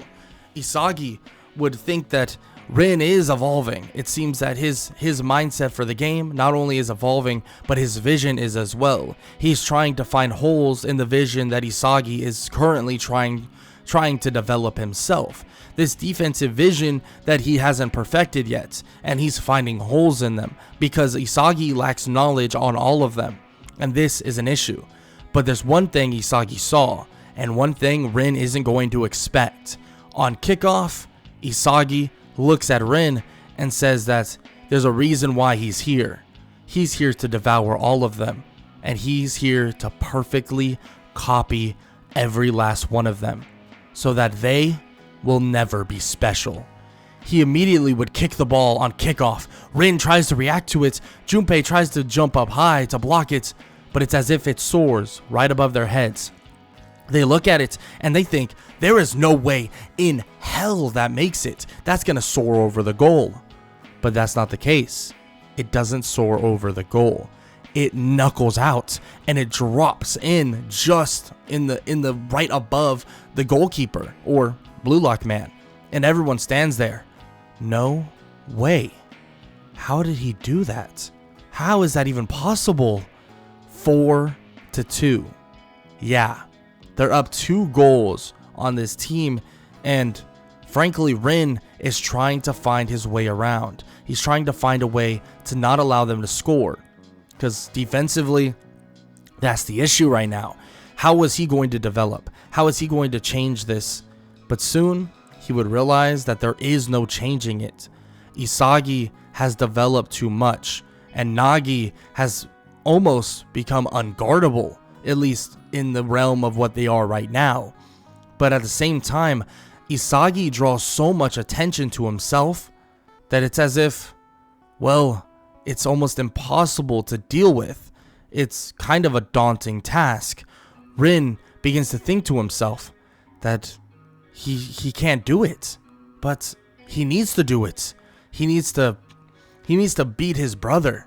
He needs to show him that he's so much better. He needs to prove to everybody in Blue Lock that he's the best, that it's undoubtable, undeniable. But it's obvious. He's not the best. Maybe statistically, maybe based on whatever algorithm of goals and assists Ego was going by, maybe he was the best. But there's a new sheriff in town. There's a new person that is going to take the throne. And it's someone that can see everything and copy at a whim. Isagi would watch as Rin's team would fail. Their outlets, their ideas, all of it would fall short, and they would eventually win 5-2. Against a powerhouse team like that, it seemed as if there was no way they could have done it. But Isagi would look toward Rin, and would be smiling still. With a massive smirk on his face, he would tell Rin that the more strength, the more power, the more strategy, the more skills, and the more weapons that are on the field, the better. Because if he sees them, he'll copy them, and he'll perfect them, and he'll even perfect what Rin is capable of faster than he can. And Rin would stare at him as if he's staring at a monster, a freak. What is wrong with this guy? And even Nagi is shocked to see how much he's enjoying this. Shocked to see how much Isagi is enjoying what he's doing. But it's the truth. The truth of it is that Isagi has expanded to another level, has led himself to the peak of the mountain. Isagi would smile and he would tell them all that he's choosing Rin, that there is no conversation. So Rin would join their team and he would walk with Isagi toward the next room. They would speak and they would have words about what occurred, what he did wrong, and Rin wouldn't want to hear any of it, but Isagi would force him to hear things that he has to say, especially when he basically joins Rin in all of the workouts and the regimen he does.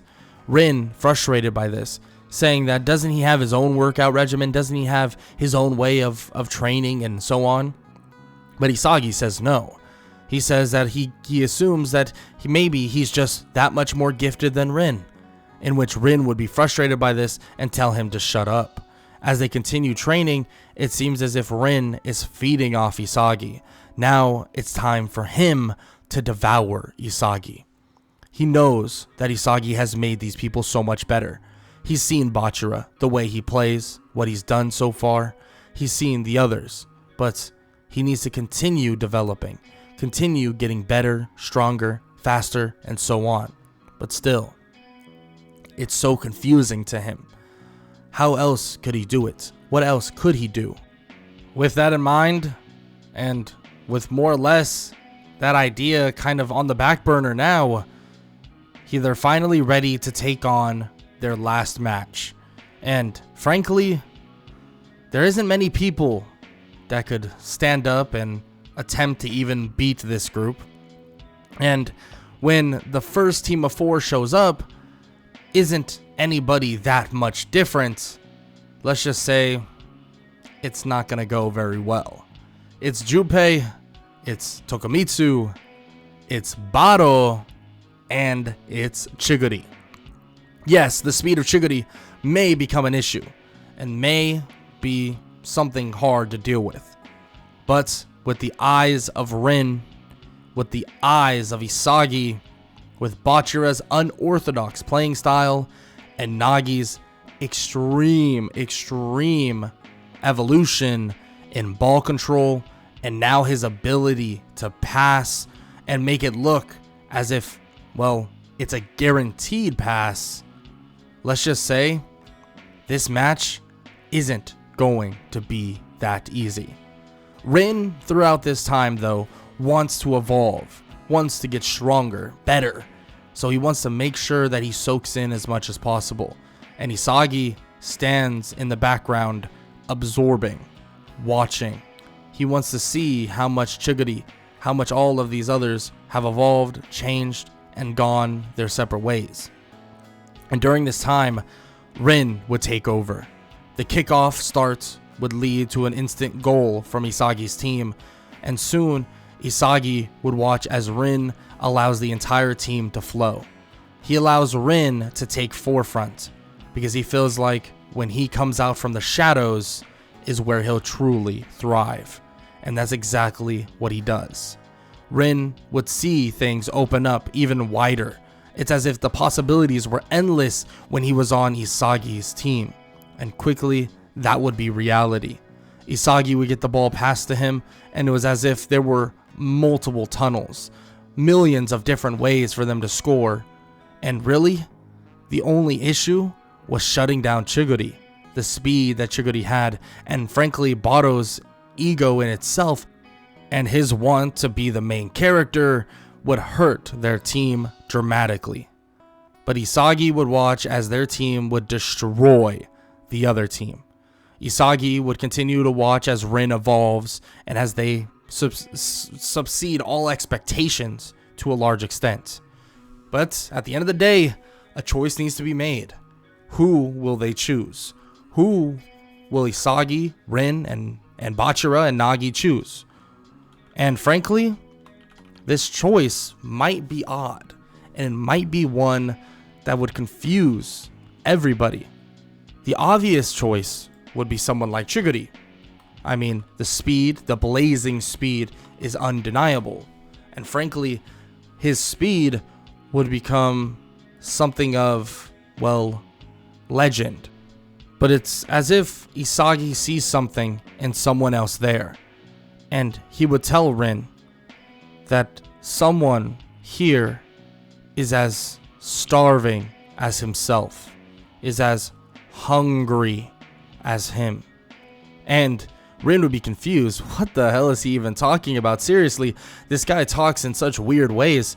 And Isagi would look toward them and ask if he could make the pick, if they don't mind. Rin would just sigh and walk away, saying that he can do whatever he wants. He doesn't care, as long as they get on with this. Isagi would look toward Baro, and he would point toward him. He says that he sees something in Baro. A villain king that is dormant. A lion that is ready to devour, but needs to wait and learn patience. Bachira would laugh as he would say that Isagi says that he's not doing things for other people, and that he's not helping others to help them, but to better himself. But what it sounds like to him is that he's saying that he wants to help Baro, in which Isagi would laugh at this and he would say, yeah, he understands his thought process, but for some reason he can feel that Baro's untapped potential is unmeasurable, that he's this future villain lord of the field, and soon he needs to allow the lion to pounce and allow the lion to devour. He would then tell Baro that he needs to allow himself to devour everyone on the field. So he'll pick him. In doing this, well, Baro would be confused.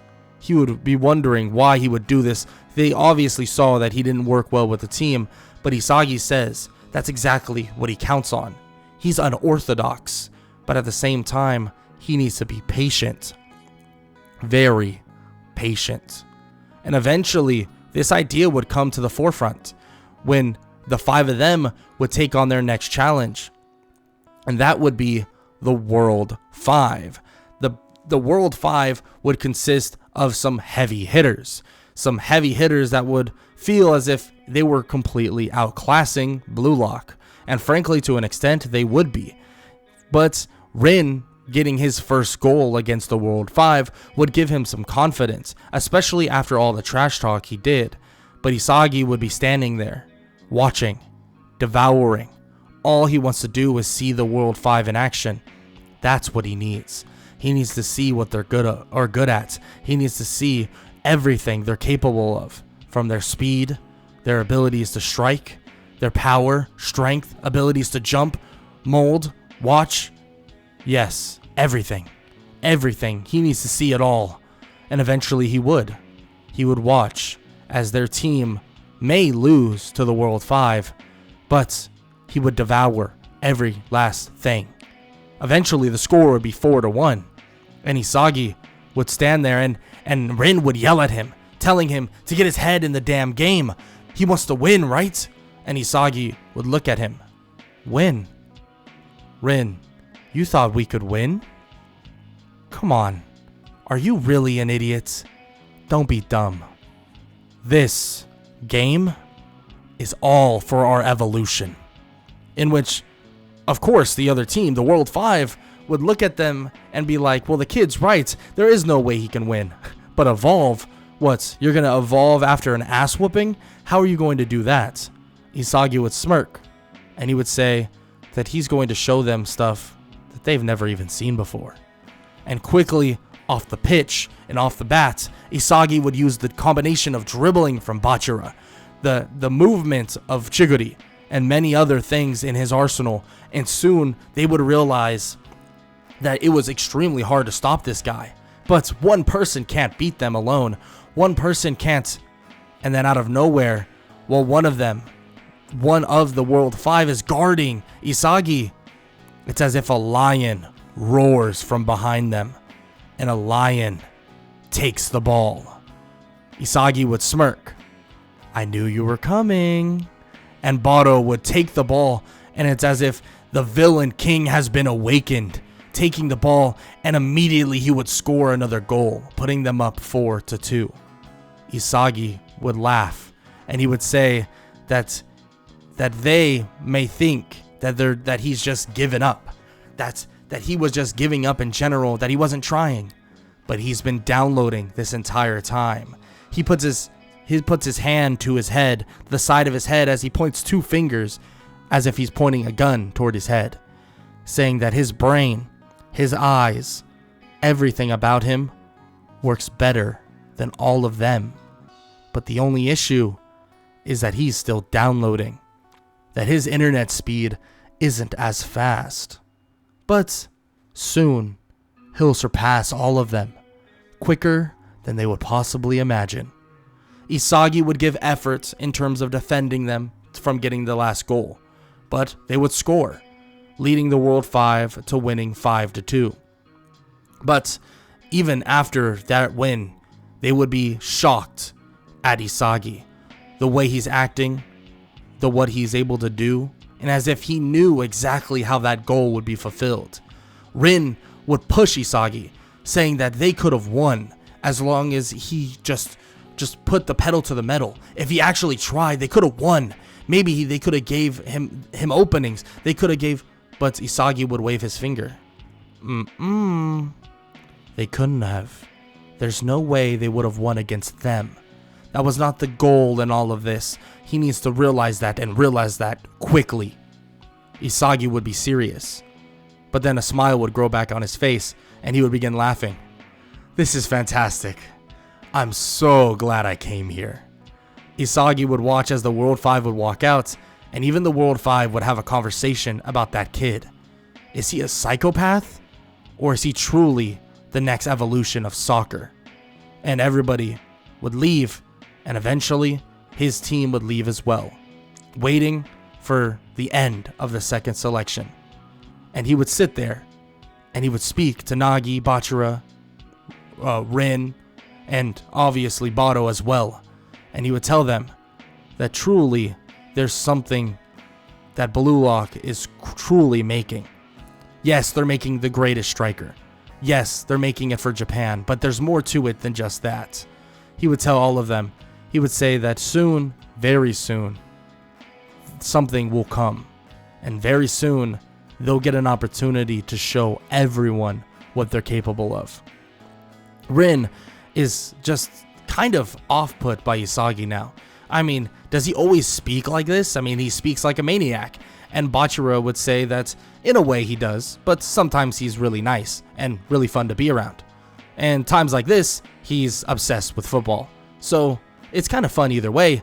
And Bachira begins laughing, and he begins kind of mimicking Isagi, acting like insane as him, in which Isagi would begin to break out of that mold that he was basically in at that point, and he would begin laughing and talking to them normally once again. Rin would be convinced that this guy is an actual psychopath. He might be able to scan and download the entirety of the fields, but there's no way that all of this isn't making him absolutely insane, which it kind of is, but at the same time, it's just his love for soccer and his love for football. But the second selection would finally come to an end, and eventually the announcement of what's to come would arrive, that the U20 match would be upon them very, very soon. But they have things to do before then.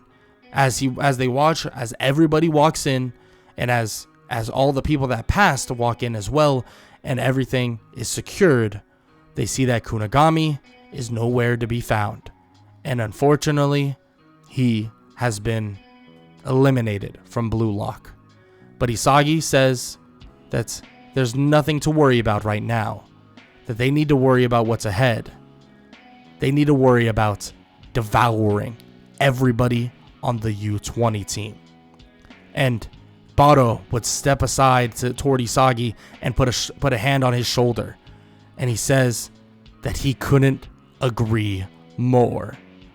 And that is the end of What If Isagi Had a Perfect Copycat Weapon. If you enjoyed the video, if you enjoyed the series, show some love. Leave a like, leave a sub, leave a comment down below, all that good stuff. And I hope y'all have an amazing day. Later.